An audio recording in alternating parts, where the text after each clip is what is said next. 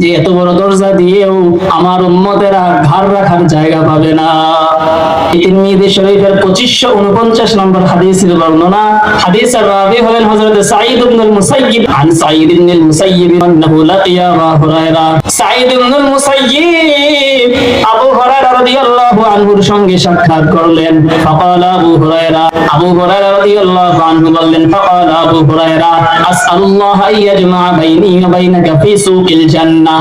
আমি আল্লাহর কাছে চাচ্ছি, দোয়া করছি, প্রার্থনা করছি, আল্লাহ তাআলা যেন আমাকে এবং তোমাকে জান্নাতের বাজারে একত্রিত করে দেন।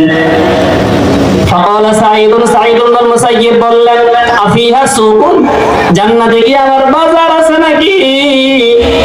ক্বালা নাআম, আবু হুরায়রা রাদিয়াল্লাহু আনহু বললেন, হ্যাঁ।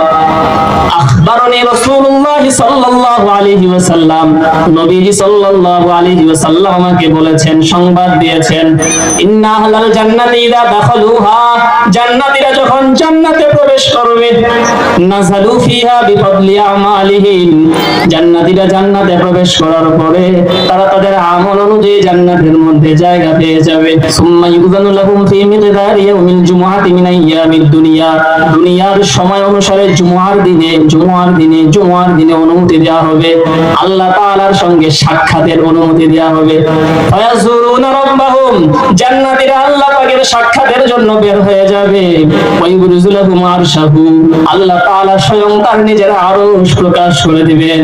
ওয়ায়াতাবাদ্দা লাহুম ফি রাওদাতিন মিন রিয়াদিল জান্নাহ, এবং সকলে জান্নাতবাসীরা আল্লাহ তাআলাকে দেখার জন্য জান্নাতের একটা বাগানের মধ্যে সকলেই জান্নাতীরা একত্রিত হয়ে যাবে আল্লাহকে দেখার জন্য। আল্লাহ তাআলাকে দেখার জন্য জান্নাতীরা একটা জান্নাতের এক বাগানে একত্রিত হয়ে যাবে। ওই জায়গায়, ওই বাগানের মধ্যে 6 ধরনের মিম্বর থাকবে জান্নাতীদের বসার জন্য।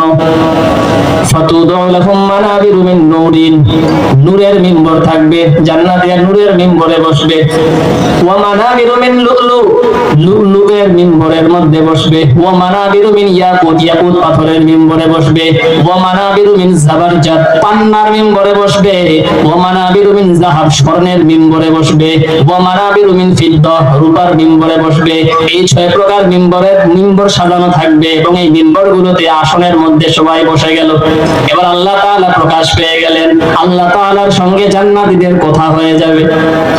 এমনকি হাদিসের মধ্যে পয়গম্বর বলেন, লা ইয়াবকা ফি যালিকাল মাজলিস রাজুলুন ইল্লা হাযারাহুল্লাহু মুহাযারা, ওই জায়গার মধ্যে জান্নাতীদের মধ্যে এমন কেউ থাকবে না যার সঙ্গে সরাসরি আল্লাহ নিজে স্বয়ং কথা বলবেন না।